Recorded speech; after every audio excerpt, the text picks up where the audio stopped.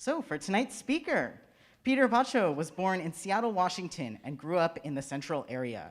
He teaches at the Evergreen State College and is the author of 7 books: Cebu, Dark Blue Suit, Boxing in Black and White, Nelson's Run, Entries, Leaving Yesler, and his latest, a memoir, Uncle Ricos Encore, mostly true stories of Filipino Seattle. Please give him a warm welcome.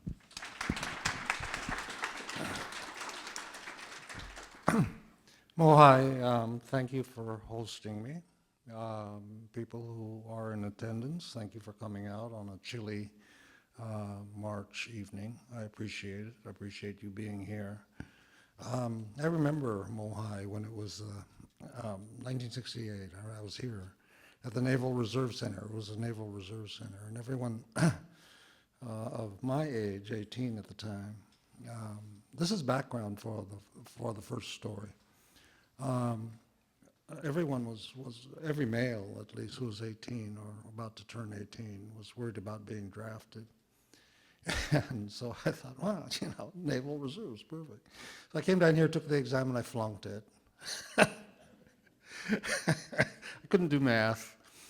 So that left option number 2. And September 20th, 1968 is the story that I will read because it's what started out the collection of mostly true stories of Filipino Seattle, September 20th, 1968.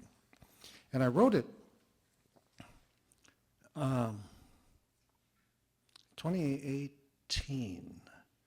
I'd been off the writing path for a number of years because I was so disappointed about no one reading my young adult novel, Leaving Yesler. I think my sister might have read it or something like that. And I said, that's it, I've had it. And then I realized that this is the 50th anniversary of something. 50th anniversary of my birthday that I spent at the Military Induction Center on the other side of Queen Anne Hill. You guys know where that is? I don't know if it's still there. But I had a plan because I knew Uncle Sam was going to intervene in my life. And that plan was to enlist in the Army and choose my military occupation specialty so that I wouldn't be, like many of my Filipino friends, drafted and sent into the infantry, which is exactly what I didn't want to do. If I was going to spend 2 years, it wasn't going to be tromping around the marshes of Vietnam. So this is Plan B. And this is what basically started me on mostly true stories because I liked what I'd written. And people I had sent it to, they also liked it as well. September 20th, 1968. Could it really have been that long ago? The first day of my 18th year, and I am spending it at the Military Induction Center in Seattle. Me and other accidental boy soldiers filling out forms, taking tests, bending over, just bobbing along in a white fruit of the loom sea. I glanced around the room. Not many razors needed.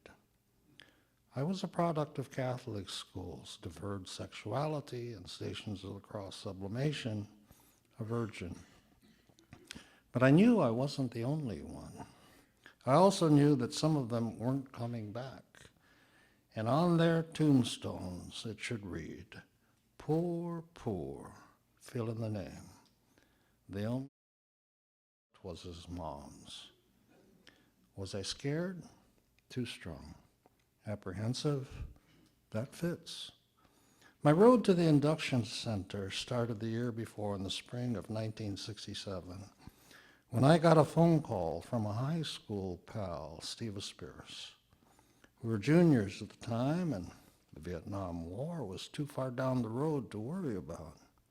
Besides, as a soon-to-be senior at O'Day High, I had more important things to worry about, like a High Hopes basketball season.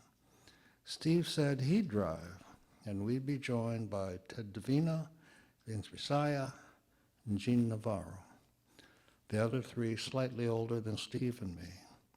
Their high school years a chapter in the past. As we cruised the city neighborhoods and headed downtown, we listened to R&B just hanging out, an activity at which Filipino Americans of my day excelled.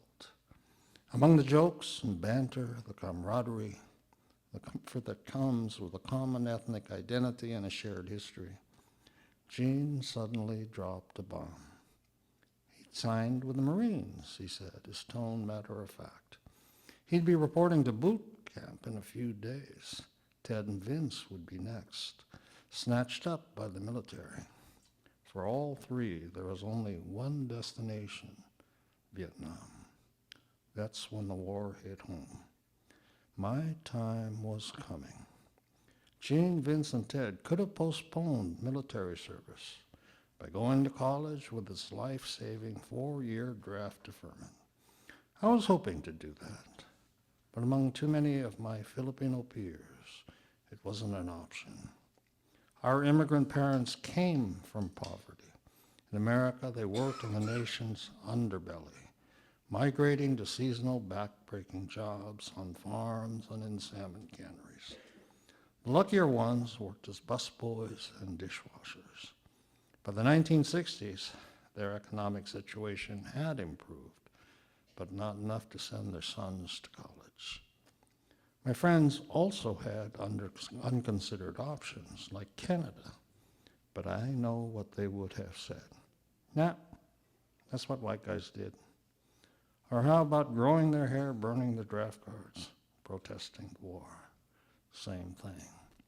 Then there was the stereotype prevalent among Seattle's white public high school teachers and counselors that unlike studious and well-behaved Japanese and Chinese boys, young Filipino males were just not college material. Try the post office, they were told, or learn a trade. Oh, and cut your hair, stop jaywalking, and pay taxes. They smoked, they drank, they talked smack to the ladies and slicked their hair. Pomade, of course, just like their dads. They brawled in the streets. They danced to black. College in 1967? Give me a break, brother man. That's what white guys did. It's not like Vietnam was the only thing I thought about. But when I did, I had a hard time seeing myself in Army green. For starters, I hated the woods. Never mind swamps, steamy jungles, rice paddies, killer snakes, and pooping outside. Ditto for hiking and sleeping outdoors. Guns and loud noises scared me. Getting shot scared me more. Campfires without s'mores? Forget it. I felt lucky being not yet 17, which gave me more than a year of ongoing adolescence and perhaps enough time to figure things out. Besides, maybe the war would be over by then. Plus, there were the distractions of senior year, the upcoming basketball season, college applications, and, with a little luck, maybe even a girlfriend. Everything but the girlfriend went okay. We beat Seattle Prep, our bitter crosstown rival, and qualified for the playoffs, where we got bounced in the first game. I even got accepted, despite an exceedingly modest academic record, to the University of Washington. But a girlfriend? I fell one win short of the Triple Crown. Graduation came and went, and I was 3 months away from turning 18. It's time to get serious about this Vietnam thing, a point driven home by our Filipino Summer League basketball team. As the season wore on, our guys kept disappearing, leaving for basic, leaving for war. Then one day in August, I decided to launch a preemptive strike. I would join the Army, but only under my terms.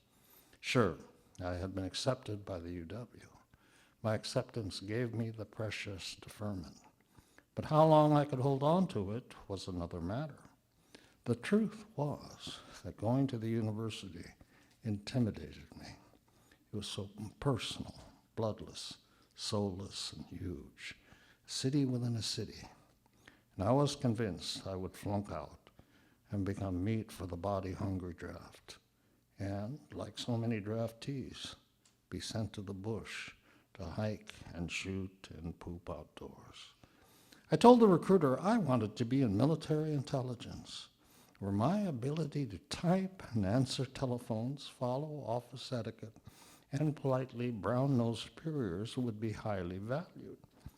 I also wanted the 6-month delayed entry program, my plan B after flunking out of the UW. They tried to talk me into the airborne. No thanks, I replied.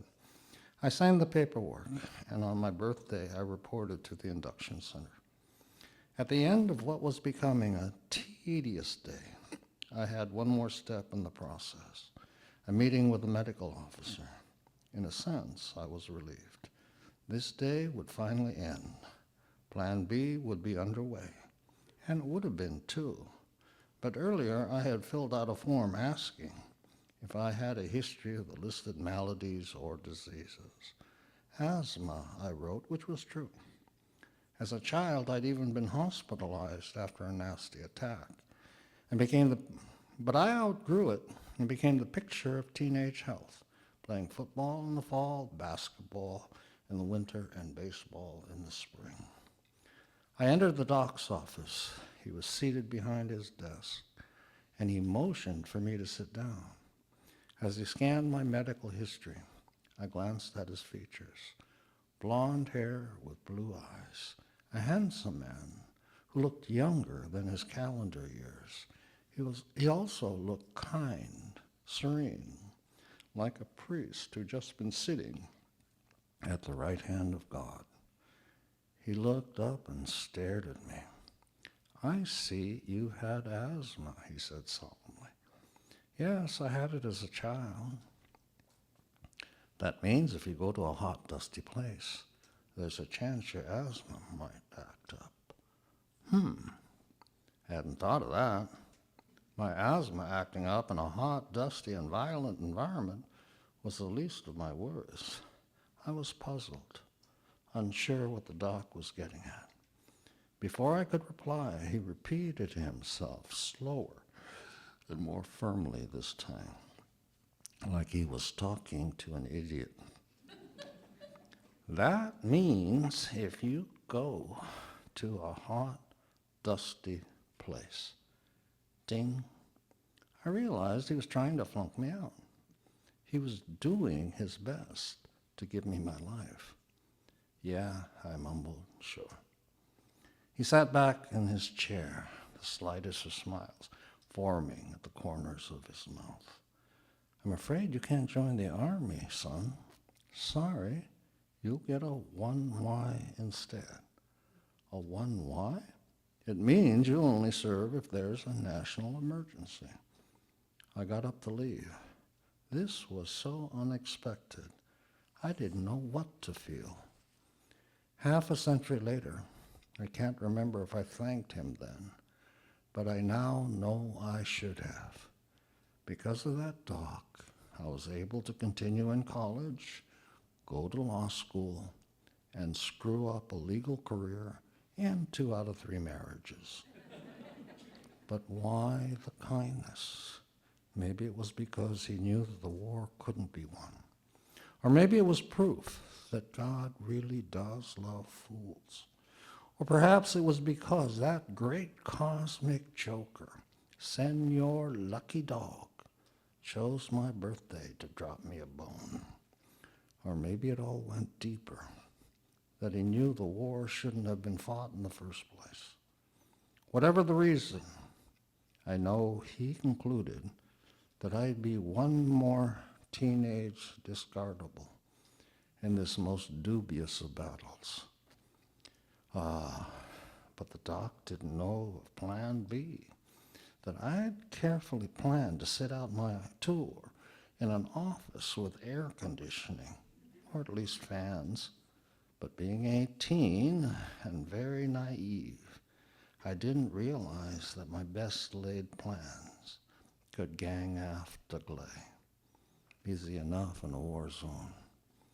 Every morning for the last several years, I've smudged with tobacco and sage, praying for the well-being of those who are close to me. When his turn comes up, I see his face. This is my prayer. Thank you, Army Doc, who saved my life.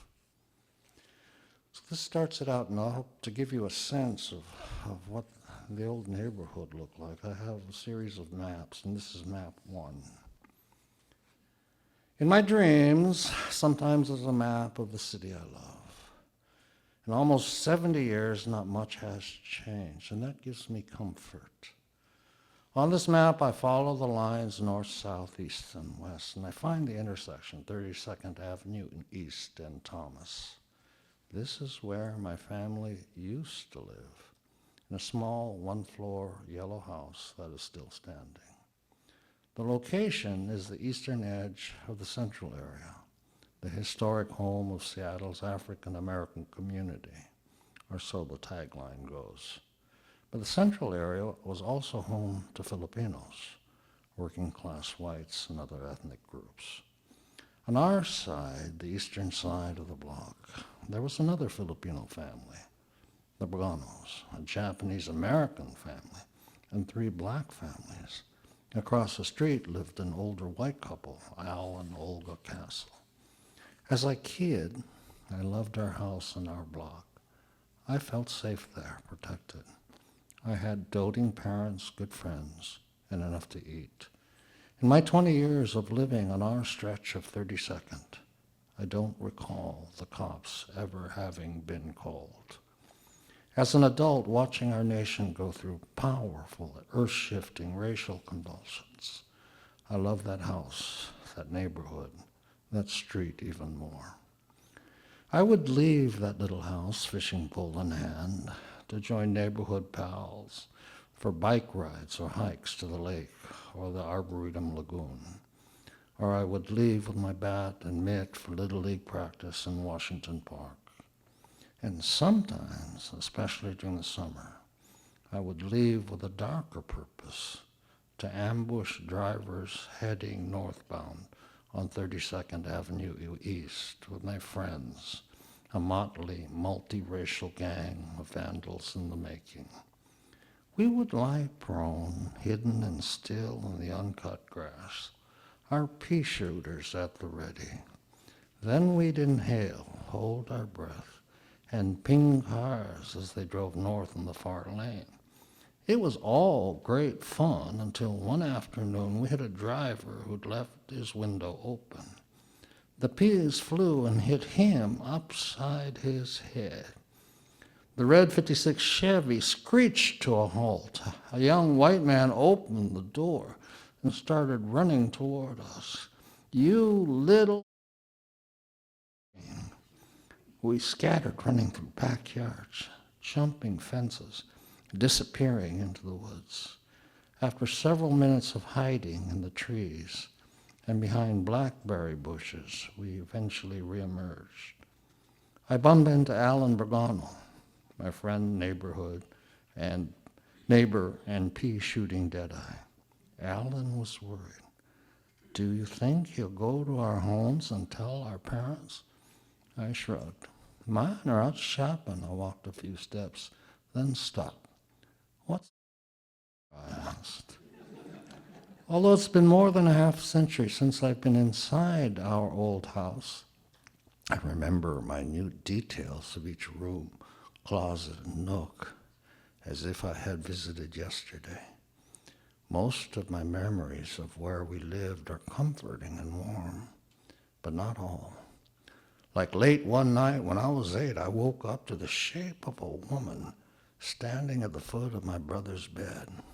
I blinked, at first unbelieving and unsure, hoping I wasn't seeing what I was seeing. I took a deep breath, then closed my eyes and opened them again. I gulped. I was seeing what I was seeing. She was translucent, and her hands were joined together, fingers pointing up, as if in prayer. She didn't move or speak. I didn't think she was evil, small comfort, but I was still terrified. Worse, I had to pee, and she didn't seem to be in any rush to leave. But I didn't want to get up and draw attention to myself. Having her float after me through the room, down the hall, and to the bathroom, no thanks. Nor did I turn on the lamp on my bedside table, figuring that if the light went on and she was still there, I could be in trouble. Dear Jesus, I whispered, help me. My fear was exhausting. At some point, I either fainted or fell asleep. To this day, I'm not sure which. When I came to or awoke the next morning, she was gone. I quickly scanned the room, then jumped out of bed and raced to the door. I still had to pee. As I look back, I've come to conclude that the ghost visit was really a blessing. It was the first episode of a life full of moments I cannot explain. It has left me open to the inexplicable, to an ongoing and deep sense of wonder and surprise. From that point on, I have avoided certitudes and written stone, unbending dogmas, never once claiming that I now have all the answers. This is why things happen. Trust me, I figured it out. And then there was the time when I was 9, and a Catholic priest molested me. I came home one day after school, and there at the table sat this odd-looking, child-sized Filipino man. He was sipping a Coke and chatting with my mom in Visayan, laughing at everything she said. I'd never heard a priest laughed, at least not the white ones I knew. Maybe they weren't supposed to. And I'd never seen a Filipino priest. But there he was in his miniature black uniform, complete with white collar. Oy, Peter, Mom said, this is Father Veronico. He's from Cebu, and he's visiting the Archdiocese. He's our guest tonight. I just stood there, unable to stop staring at this strange little man. Mom nodded her head. Psst, don't be rude. Come here and introduce yourself. I walked 2 steps toward him, stopped, and extended my right hand. Veronico reached forward and grabbed me, pulling me in. Nice boy, he said, giggling as he hugged me tightly. Nice boy. I went limp. I was in my pajamas and lying in my bed when Veronico walked in. He was beaming, giggling, and holding in his tiny hand a black rosary. Your mother says you pray, he said. Yes, Father, but I've already prayed. Veronico looked at me sternly. My son, you can never pray enough, he said as he slipped in bed beside me. Our Father, he began, as he placed a hand on my groin. Who art in heaven, I dutifully replied, as his short fingers started massaging me. And so it went. We finished the rosary, and he left the room. I turned over on my side and fell asleep. More than 60 years later, my initial reaction to this incident puzzles me. Unlike other victims of sexual predation, I had no recurring nightmares, no suicidal thoughts, no feelings of guilt or shame or violation. For me, it was just an odd moment with a strange little man. It happened. I moved on and never told Mom or Dad. But over the years, I think I found an answer. Because of my mom, ours was a deeply religious home. Sex, as far as I can remember, was never mentioned or ever done within these walls. In our impenetrable, sex-free bubble, people did not do what people do. In my 9-year-old world, sex and sexual monsters did not exist. After all, Mary, a virgin, gave birth to Jesus. Did it happen again when my sister Irma was born? I had no clue as to how that came about. At age 9, I was asexual and innocent. And that invincible Catholic innocence, I am now convinced, is what saved me from the residue of Veronica's heinous crime and sin. Years later, I was in Seattle visiting Mom. She was at the stove tending to an almost done chicken adobo. I was sitting at the kitchen table enjoying the fragrance, sipping coffee, and reading the newspaper. Then a headline caught my eye. Pedophile lawsuit rocks archdiocese. My heart started to race and I put the paper down. Mom, whatever happened to that priest? I casually asked. Which one? She said without turning around.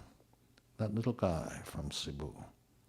Oh, Father Veronico. Yeah, Father Short Eyes himself, I mumbled.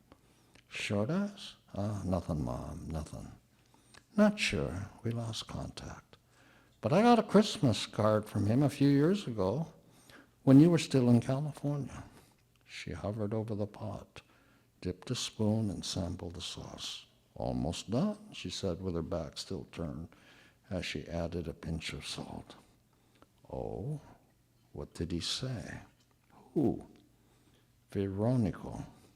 He says he's well and is in charge of an orphanage in Cebu City. Oh, he says he loves his job.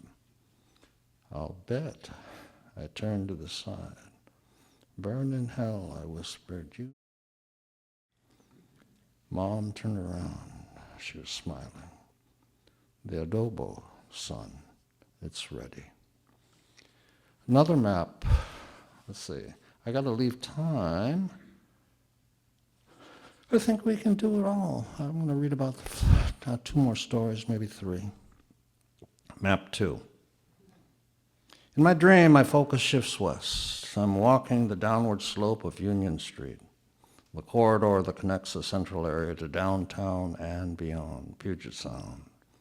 In short order, I cross Empire Way, then 23rd Avenue, where I pass a grocery store on my left where my parents used to shop, and across 23rd, the second-floor office of my dentist, Dr. Browning.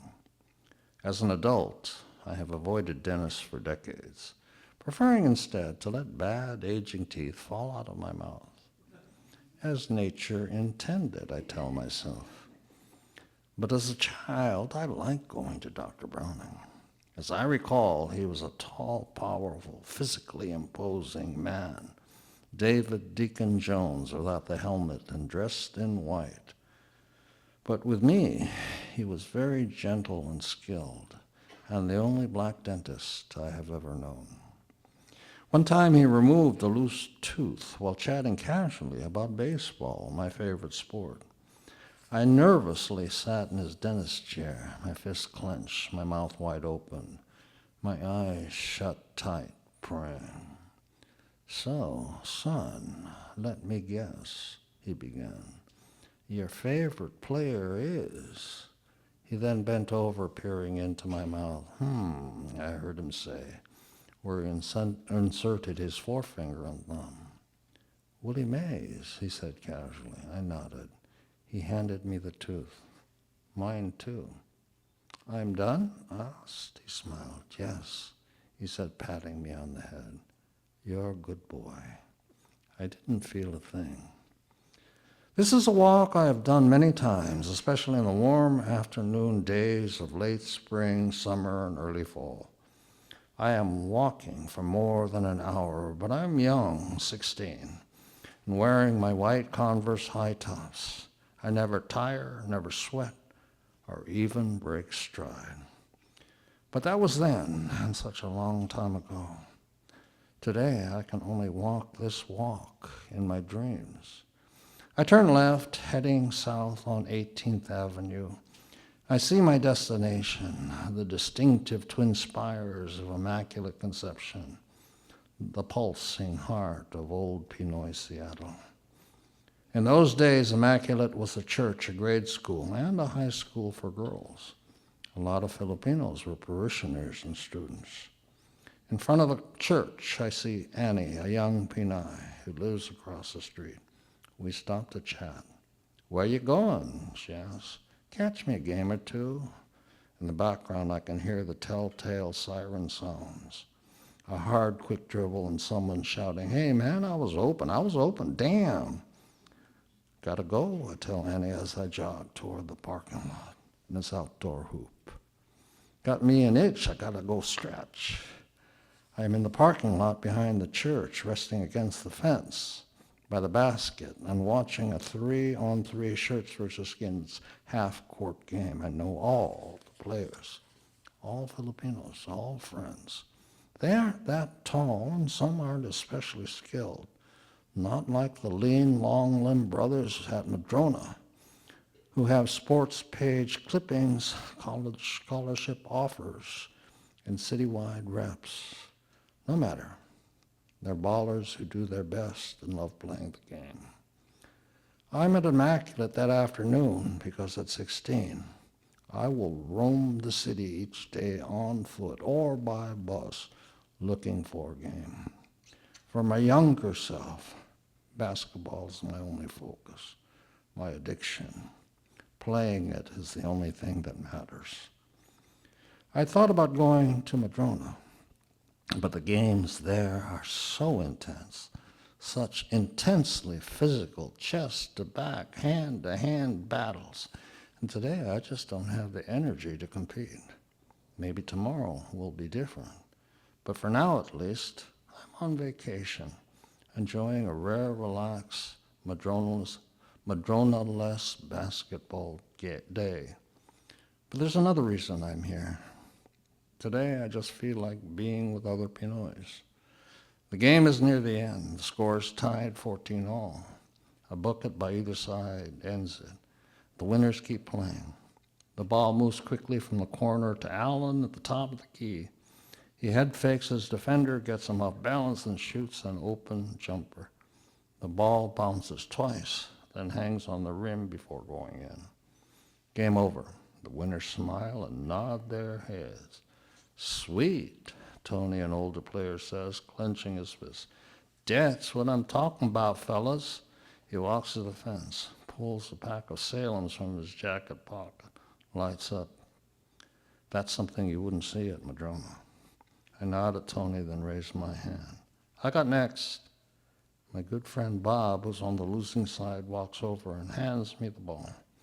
For a moment, I hold it, then dribble it low, hard, and fast. The texture of the ball, the bounce, they all feel good. "Hey, man," Bob says, "great to see you." We shake hands. I give him a hug. Damn good to be here. The floors belonged to Immaculate Conception Parish. Same with the Lunas, the Israels, the Galarosas, the Gruduses, the Delmas, the Ogilvies, the Farrells, the Villaflores, the Beltrans, and a long list of others. I stay in touch with many of them. Over the years, hundreds of Pinoys were baptized and confirmed in this dark, cavernous church. It's where many of us took our first communion and confessed our sins, where we joined in marriage and mourned our dead. Immaculate was also the spiritual home of the late Fred Cordova. He and his wife Dorothy are two Pinoy legends. They are among the best human beings I have ever known. In 1957, they founded Filipino Youth Activities, which sponsored sports teams, classes on Filipino culture, deep discussions on Filipino history and identity. And in 1959, an award-winning drill team that, more than 60 years later, still rocks the show at Seattle's famed Torchlight Parade. As a kid attending the Torchlight and other summer parades, I loved watching the FYI drill team. I still do. Dot, dot, dot. 2 quick beats, followed by a pause third. These were the signature rhythmic sounds of the ends of bamboo sticks hitting pavement. Then came Fred's whistle, the clanging of a cowbell and the pulsing Latin and moral drum beats of the percussioneers. The drill team was heard first, then seen. This has not changed. When they passed me, I was focused, excited. I loved the precision, the elegance, the head-tilting jaw, jutting arrogance of the girls in the long red dresses, keeping time with their sticks, and the focus of the boys, pounding beats in their black slacks and green tunics. I loved hearing the applause and whistles from onlookers. I loved hearing the oohs. I was proud of the drill team and all that it represented. When Fred died in 2014, the funeral at Immaculate was packed, standing room only, a fitting testament to his life. His death was a devastating loss to his family, but it was a loss to us as well. His body lay in an open casket. I bent over and kissed his forehead. Fred was wearing the jersey of his favorite Seahawk, Doug Baldwin, who was Filipino on his mother's side. Of course, I walked over to console Dorothy. Fred loved you, she whispered. I know. I loved him too. Later, I wrote to a friend. He made it easy for me to be a young Filipino in Seattle. I was not the only one. One of the things I think that in memoir, when I teach a class on memoir, my students tend to, they do expository writing. Okay, they write in essay form, and the reason they write in essay form is because this is what they've been trained to do ever since they were in kindergarten. A memoir, though, is storytelling. It's telling a story. And so as a storyteller, you use all the tricks that a good fiction writer would use.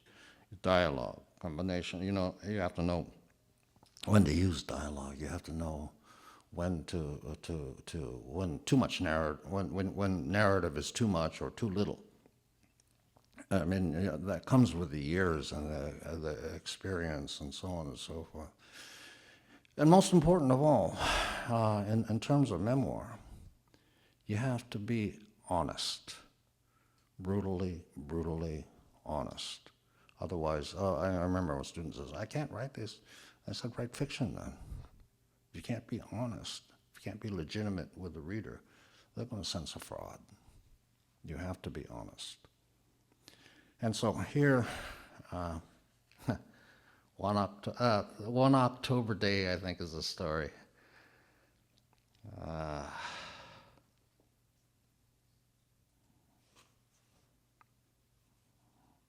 If I can find it, it's in here somewhere. I know it's in here. I wrote it.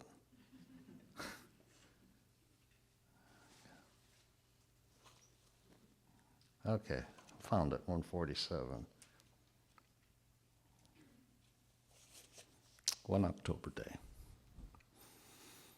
On a long ago October afternoon, I picked up the phone and called my mother. Mom, I said calmly, I passed the bar. She gasped. I could hear her cry. Thank you, she said softly.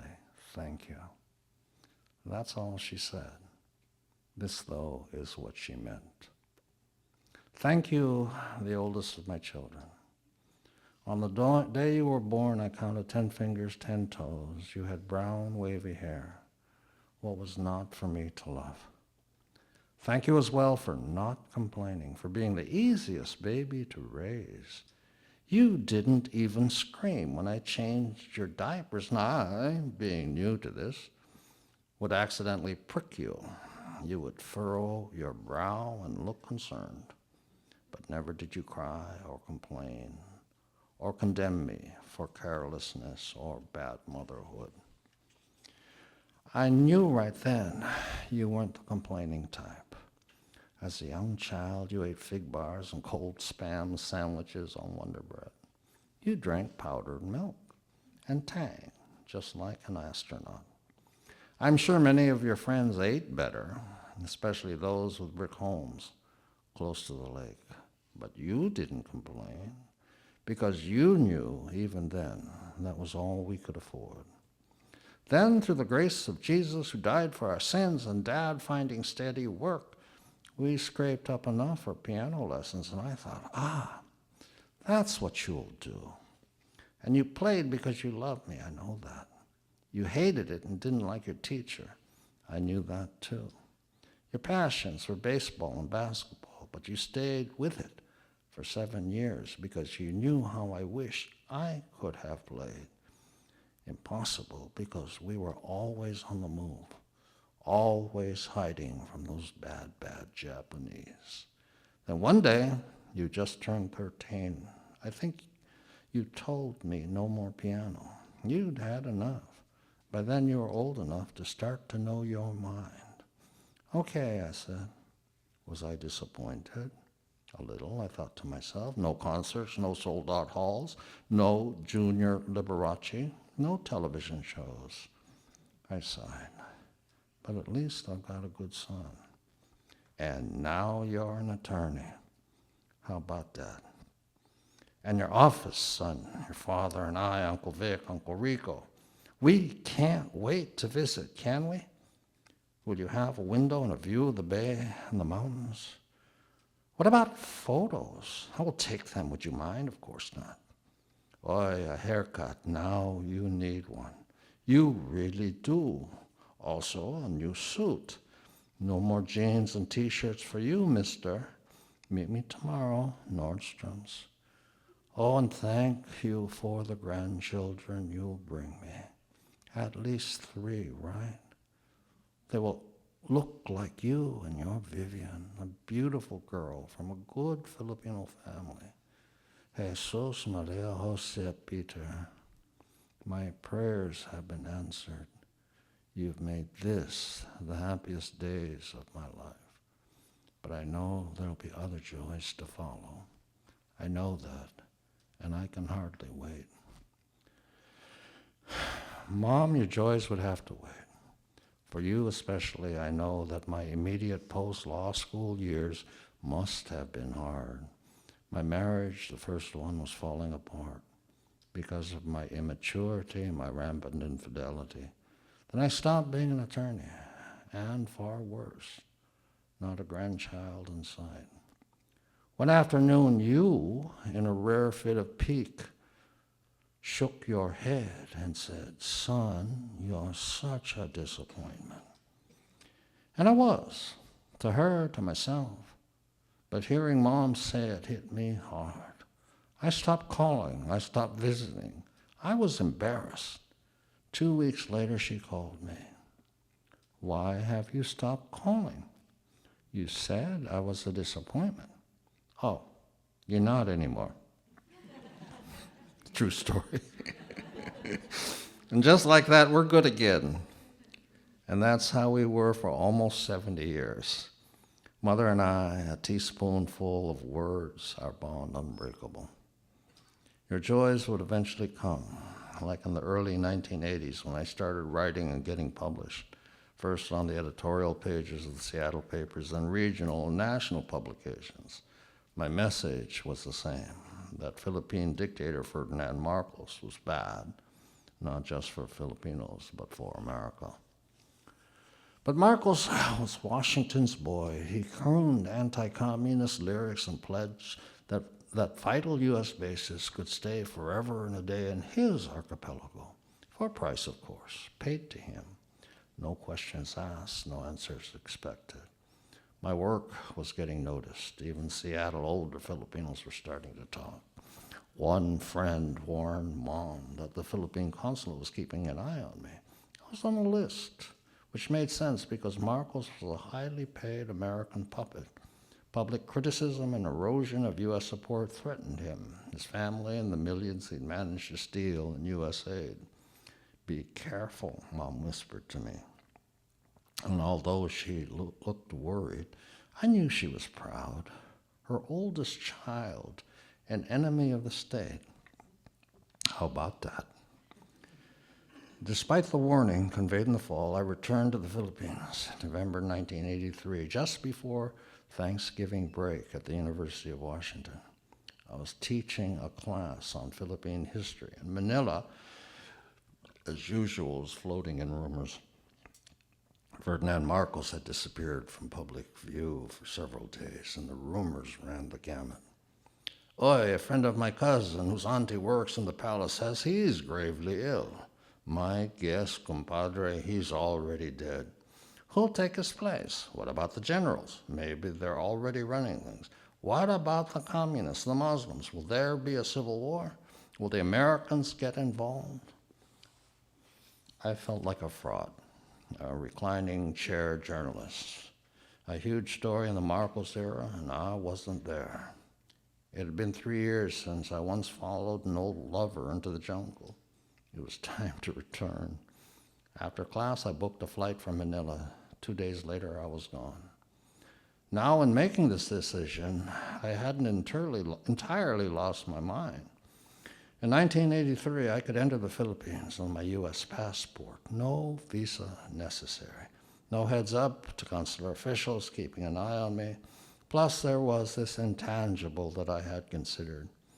Consular officials I'd met didn't strike me as especially smart, competent, or disciplined, a trait that I believed and hoped ran through the entire repressive Marcos machine.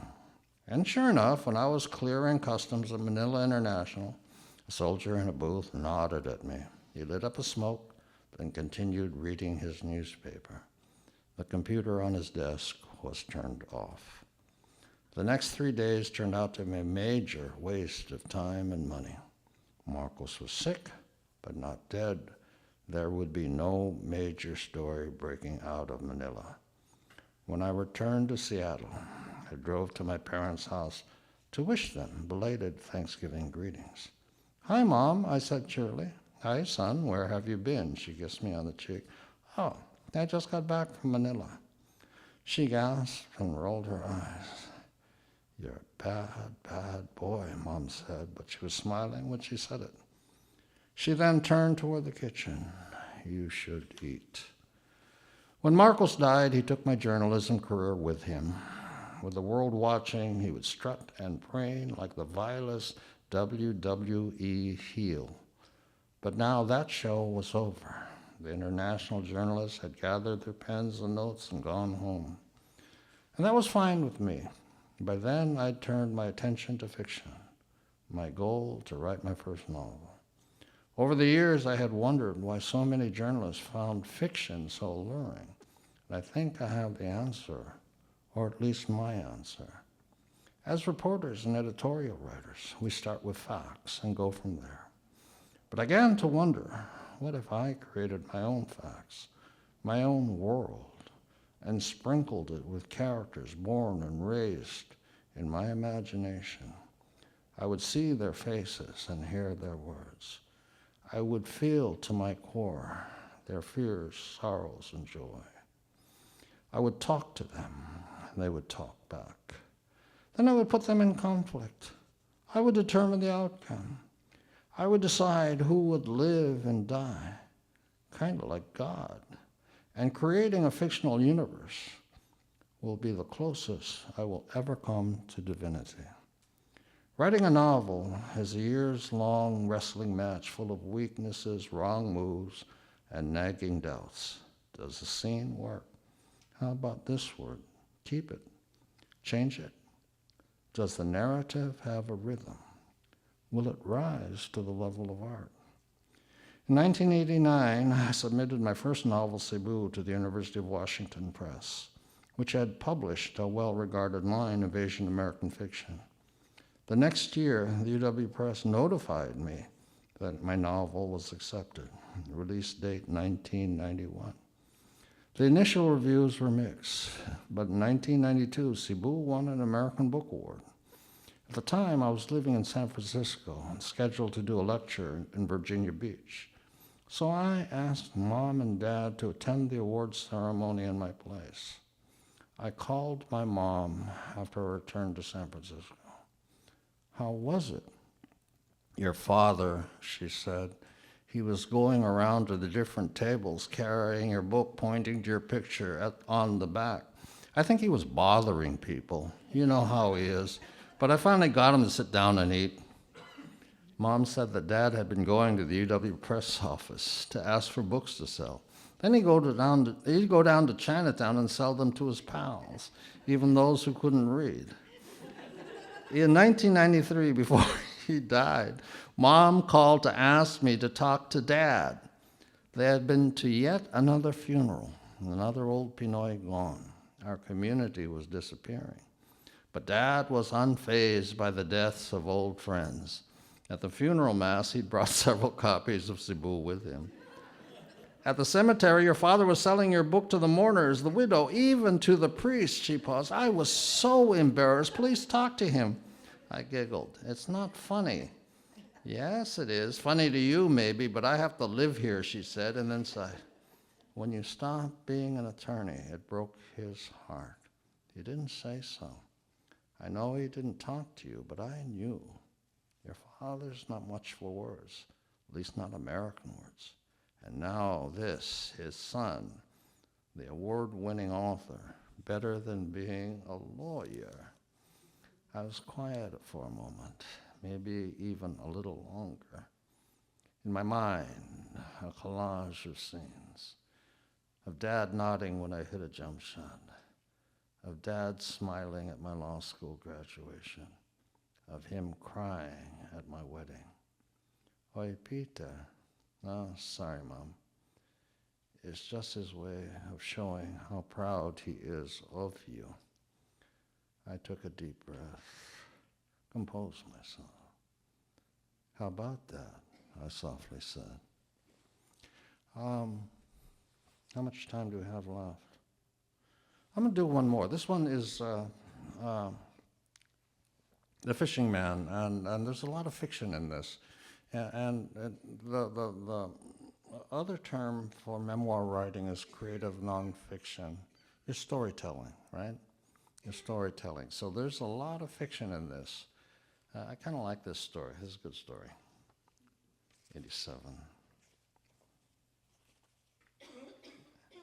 But the principles and the underlying truth of it, I think, holds true. I'll read that and then we'll do a Q&A. The Fishing Man. As a young boy, I loved to read, from books and newspapers to magazines, especially magazines, and especially Field and Stream with its glossy pages on which my 11-year-old eyes could ah and ooh at photos of red-striped tail-walking trout in their distant and pure Mountain Creek homes. Next came the stories of the intrepid fly-fishing white men who caught and sometimes released them. Nature as it should be. Such noble and beautiful fish, I thought at the time. Such noble and handsome men, none of whom I was sure called Seattle's central area Chinatown or South End home. I wanted to join their ranks, but first I had to research how to become one of them. I grabbed the dog-eared Sears catalog on the coffee table in our living room, skipping past, for the first time, women's summer beachwear, and going straight to the sports section, the realm of the regal Ted Williams. And there he was, Boston's Teddy Baseball himself, fly fishing pole in hand, looking straight at the camera, looking straight at me. Ted winked and smiled. Mr. Williams, I stammered. Forget it, kid, he said. I don't care how many paper routes you have or how much your allowance is. This pole just by itself, look at the price, for Christ's sake. You can't afford this. Nope, no way. And then there's the travel. It costs a lot of money to get to Montana or Idaho or Wyoming where the pretty fish live. No way. I nodded.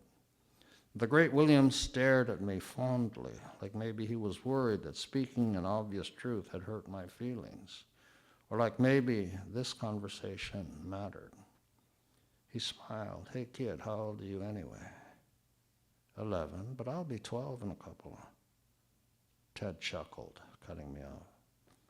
Hey, don't feel bad. When I was young, I couldn't afford this either.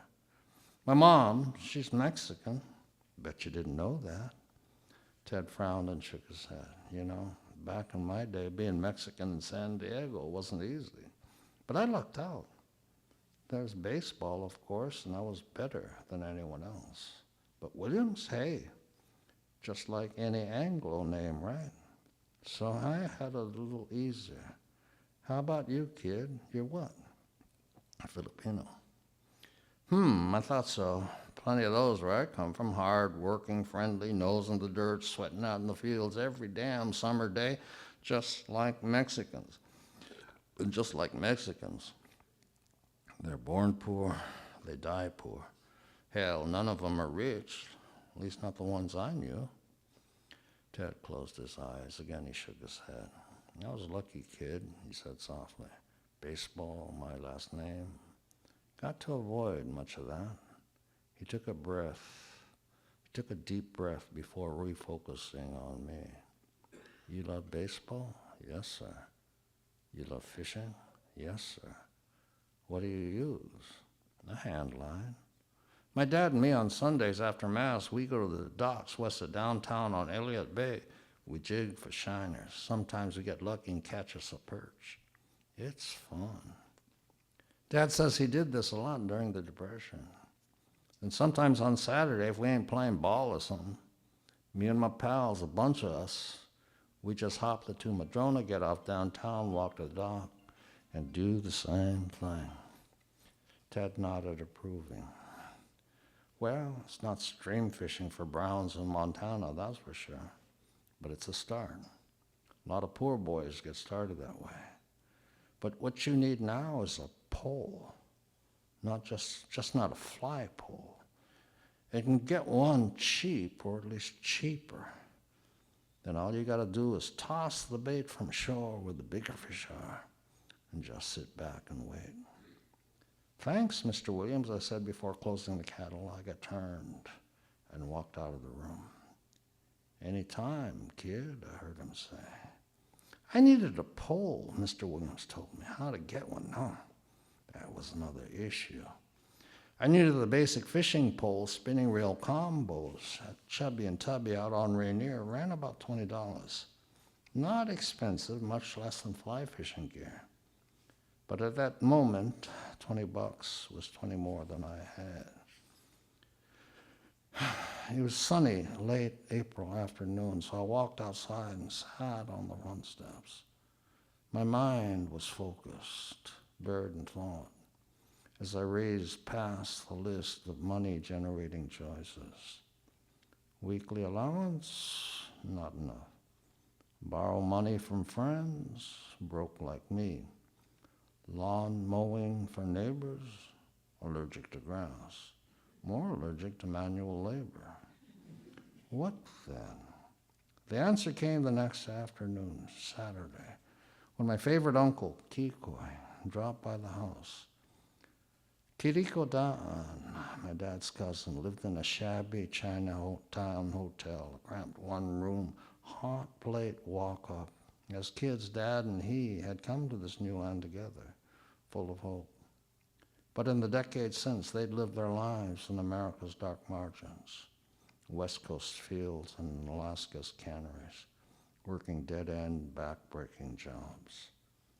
But unlike Dad, Kikoy had never married. He didn't have much money. As a cannery worker, that was a given. Even I knew that. But what he did earn, he spent on nice clothes, nice and me. Over the years, he treated me as his chosen son, not just a nephew. When I was young, Uncle Kikoy was my benefactor and my babysitter. He taught me how to curse. When he babysat me, he'd get dressed up, complete with crisp dress shirt and Borsalino hat, and we would prowl his favorite Chinatown haunts full of other old Pinoys. Like Kikoy, they were all nattily dressed, serenely confident, speaking different languages, their words sounding like notes. They were glad to be together. They were glad to be alive, and why not? Many, like Kikoy, were combat veterans, All of them had survived hard lives and racial hatred. Yet here they were, decades later, still joking and laughing, living in a land that didn't want them. On me, these old Filipinos left an impression. That's what I want to be when I grow up. From those Pinoys I first heard, they were among Kiko's favorites, his friends too, and were usually bellowed at the pool hall or the card table in the Victory Bathhouse on King. Uncle Kikoy was also my beloved giver of gifts and surprises, and lucky me, today was no exception. Dad and Kikoy were sitting at the kitchen table, chatting and laughing, eating apple pie and drinking coffee with lots of cream and sugar. As usual, I was camped nearby, the living room in front of our tiny black and white, watching a show with a white boy and his horse, or maybe a collie. I forget which. "Oi, boy," Dad commanded, "come here." I rose and walked toward them. "Your uncle, he did well at the track." Kikoy smiled and nodded. "Really good," he said as he rubbed his hands together. "Hit the trifecta first time all my years going. Boy, oh boy." "He want to give you something," Dad said. Uncle Kikoy reached under the table and handed me a new 2-piece fiberglass rod, complete with spin cast reel with a covered front and its snazzy, newfangled push-button release. I recognized it too, a Zebco combination that I'd first seen in the fishing gear aisle at Chubby and Tubby. It caught my eye. A black beauty, I thought, but more than my folks could afford. And just like that, now it was mine. My jaw dropped. "Oh, wow," I mumbled. Dad looked at me sternly. "Boy, you got something to say?" "Thank you, Uncle Kikoy. Thank you." Kikoy giggled and extended his right hand, palm up, and shook it, his wordless way of saying, "It was nothing, kid, nothing." But to me, it was not nothing. From that day on, if I had free time, I wasn't playing baseball or going to school. I was on my bike, the priceless Zebco dismantled and tethered to the crossbar, pedaling hard to some secret or not so secret spot on the Seattle side of Lake Washington. In those days, the lake was polluted, the destination of untreated human waste. But being a kid, I just didn't care. It didn't look polluted, especially on clear early mornings when the lake glistened with the snow-capped cascades in the background. Health concerns settled. Off on my bike I'd go on more days than not. From our little house in the central area, it was about 3 miles to Lake Washington. For me and my young legs, an easy stretch by any measure. But it may as well have been 300. Across the street from the lake were the mansions and fancy houses of Seattle's best, the ghost people, the white movers and shakers who ran the city. They were rarely seen, at least not by folks in the central area. But I wasn't curious about them at all. Their great houses and great wealth, their large lives and grand dreams, their glittering futures or heroic past. All I knew was that rich folks didn't own the lake, and they didn't own the view. In my grade school years of fishing the lake, before I was consumed by high school sports, my favorite spot was the dock next to Madison Beach. For me, it wasn't the most productive, but that's where I met the fishing man, a stocky and older African American. Every time I went to that spot, he was there, sitting on a folding chair, bending forward if it was cold, leaning back if it wasn't. He wasn't a man of many words, so intent was he on catching fish. But over time, we sometimes chatted.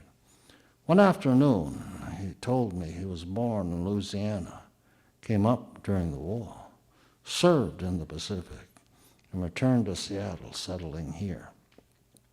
Before he retired, he'd work the shipyards. Then his wife died and his kids grew up and moved away. "Why Seattle?" I asked. He looked at me. "Louisiana," he answered. "Hard place to be if you colored." One day, late afternoon, I arrived at the dock. The fishing man had already caught a mess of perch, many more than usual. I watched him reel in his line and rebait the hook, worm and salmon egg staples. Then he added a small marshmallow. "Perch eat marshmallows?" "These ones do," he replied. He stood and cast as far as he could, then settled into his chair. "Eat this," I heard him mumble. Almost 60 years later, I am sitting on a dock on American Lake near my home outside Tacoma.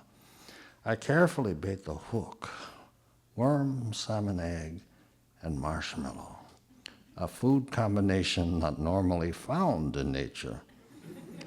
But it works, and for me, that's the bottom line. I cast out and hear the plunk and watch the ripple. I tighten the line. This morning in early May is warm. So I sit back and relax, and then a fleeting memory, a glimpse, field and stream, and the white fly-fishing men. Nope, I never became one of them. Then I take out a Camel, I light it, welcome the first drag and smile, my eyes focused on the tip of the pole. "Eat this," I say. So, any questions? Thank you. Storytelling, that's what it's all about. If you have a question, feel free to raise your hand. Any questions that the attendees may have? Bring a mic around for you.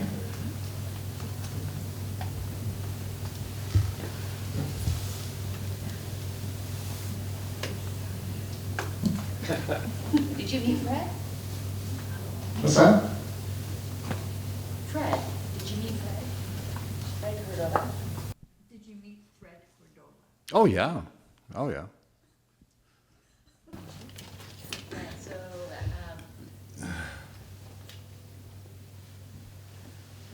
Hi, okay, can I ask a question, or is someone in the? still talking to everyone? Oh, sorry.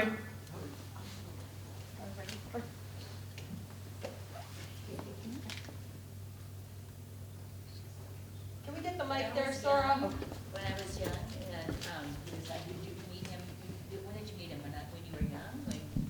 What's that? I'm sorry, I didn't hear.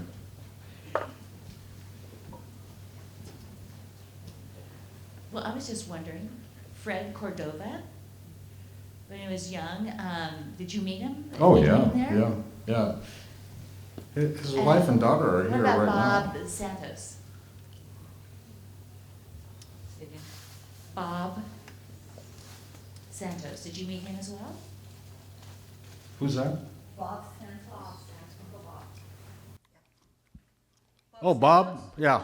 Bob was a good friend. I mean, Fred's a very good friend. I've known them for decades. They both passed, unfortunately, and it's a loss to this community. Nice, nice.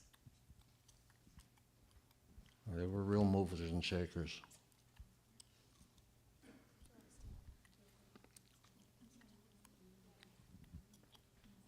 Yep. Yes.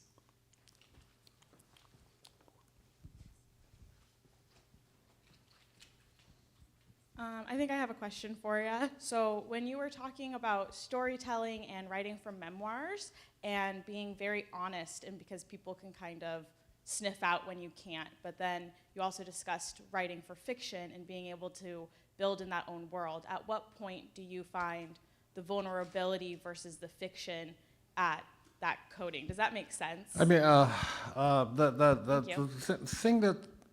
the thing about what makes memoir stand out is other than the storytelling techniques that you use, is that it has to be honest. You have to reveal who you are. Otherwise, the reader's going to turn it off. Okay, this isn't fiction, although I do combine a little bit of fiction in here. Obviously, the one about fishing, Ted Williams. I mean, I didn't meet Ted Williams, but the principle is still the same, that I didn't become a fly fishing man.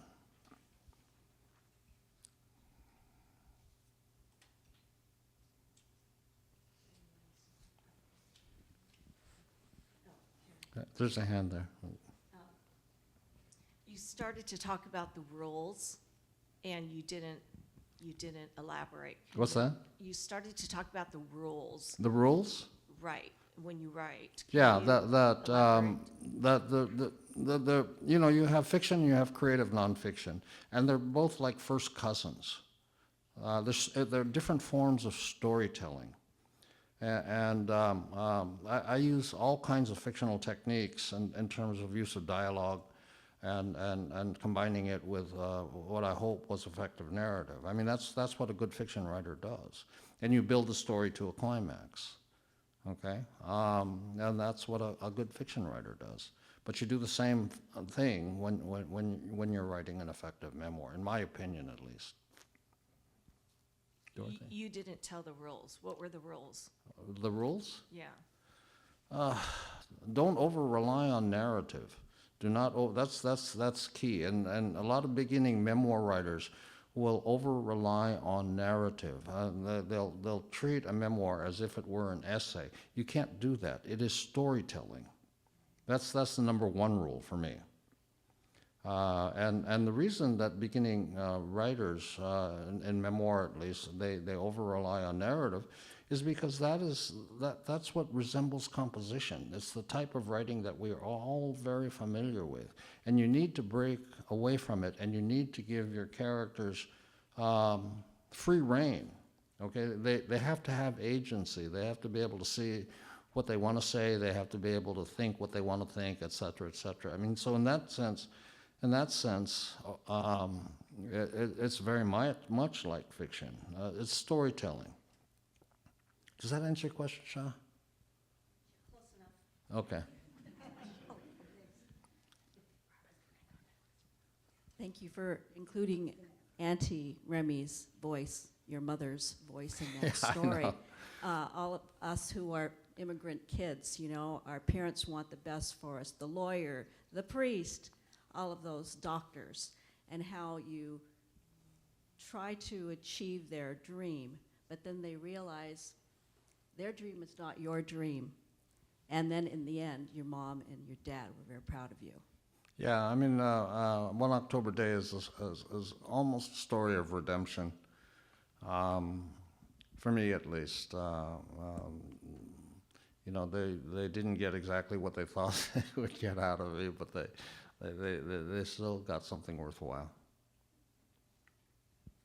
And that story of my dad selling my novel at funerals and stuff, that's a true story. That's a true story. Our pastime. I was asking Mary if Uncle Rico was your real uncle? Yeah, he's a cousin of my dad. He was? Yeah. And I was wondering if he was actually a fusion of several other uncles that you had together? Yeah. But Uncle Rico stands out because he was like, I was like his chosen son. Oh, okay. So we were very close. I'll tell you a story.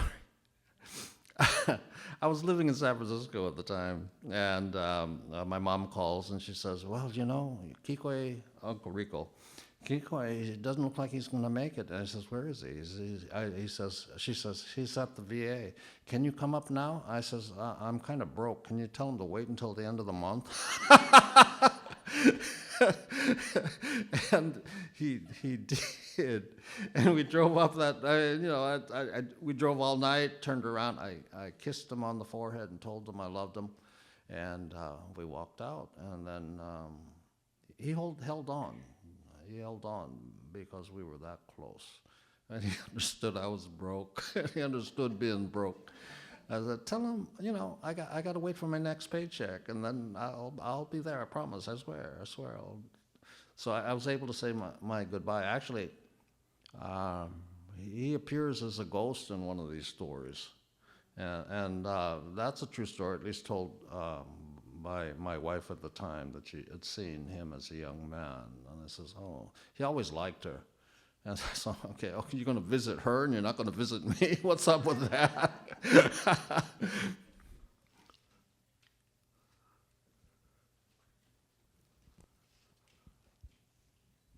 Thank you so much for sharing. As I was reading the memoir, there's a lot of themes of change, both in the world as well as amongst the Filipino community here in Seattle.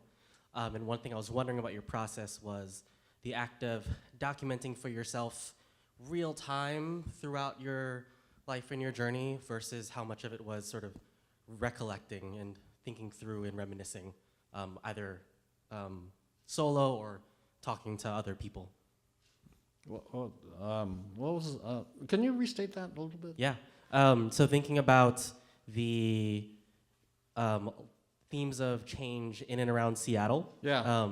Particularly among the Filipino community, and your lived experiences, I was wondering about what was your process, both documenting and thinking through for yourself as you were living it, like Yeah. whether memoir, like journals versus It was just recollecting. remembering. The community that I'm referring to, for the most part, it's gone now.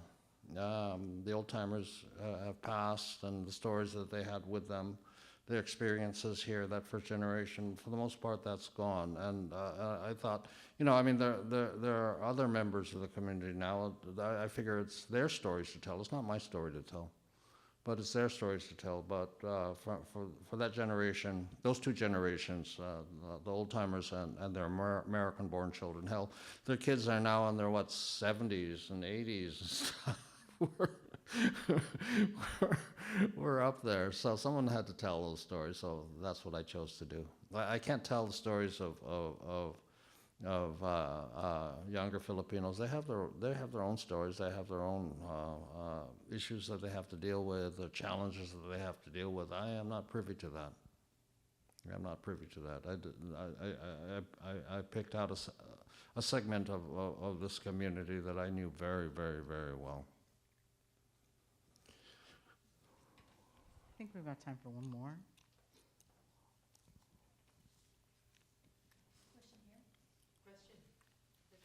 There's a question here.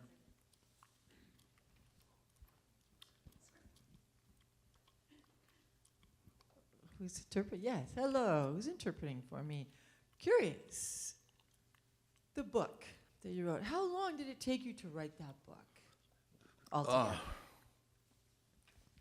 A year and a half, 2 years or so. It was a relatively quick process for me because it was broken up into individualized stories, and that anyone's going to do a memoir, that's one way to approach it. That's one way to organize the material around, in this case at least, a community or a history of a community. I chose to tell the story of the community or segments of that community in individualized stories. And the process at the UW, I worked with a wonderful editor, is that I would write. And just to interject really quickly, sorry, factual stories or fictional It's stories? it's a mix. I mean, obviously, The Fishing Man is much more fiction than it is memoir. Although the memories of the actual fisherman, he's there. Those are real. Those are real. But me bumping into Ted Williams, of course not. Ted Williams, for those of you who aren't baseball fans, was probably one of the greatest hitters that ever lived. And he was an outsized personality in the history of baseball. And after he retired from the Boston Red Sox, he became a staple in the Sears Roebuck catalog. Now, I don't even know if folks get Sears Roebuck catalogs anymore. But he was the head of their sports department, and He loved fishing, and I said, "Oh, there's Ted Williams. He's not in my living room. Of course he's not in my living room." That's why we have the title in the book, Mostly True Stories of Filipino Seattle. The rest of the stuff is true.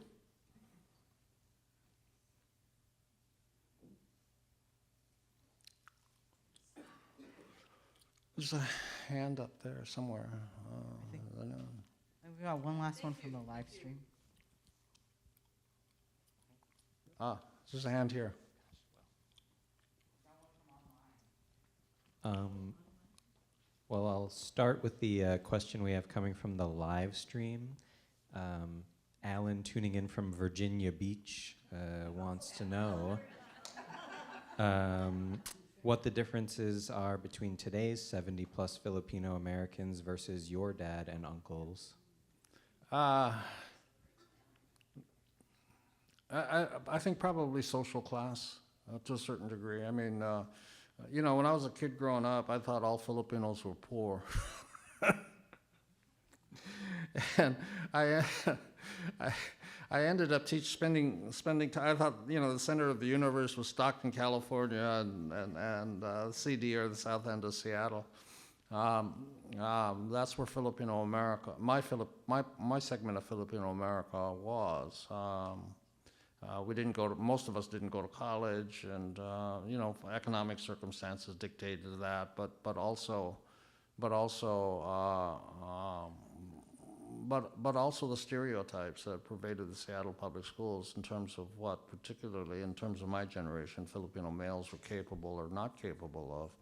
And so there was no real push to get these guys into college. And as a result, most of them were drafted and sent to Vietnam, which is not necessarily a good thing to happen to people.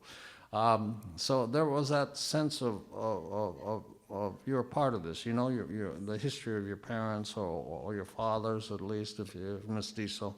You know the struggles that they had to go through. My dad was very clear to me that life here was tough. And that's something I carried with me. Oh, that's Bergano, Alan Bergano. He's tuning Virginia Beach.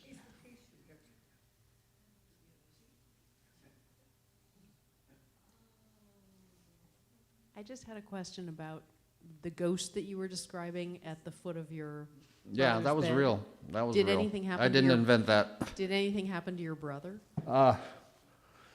That's that's a long story. If she was to be a protective one, she wasn't very protective of him. He hasn't had a good turn of things. Let's put it that way. But yeah, that was. I can still remember it. It was kind of a life-changing event in terms of my attitude towards things.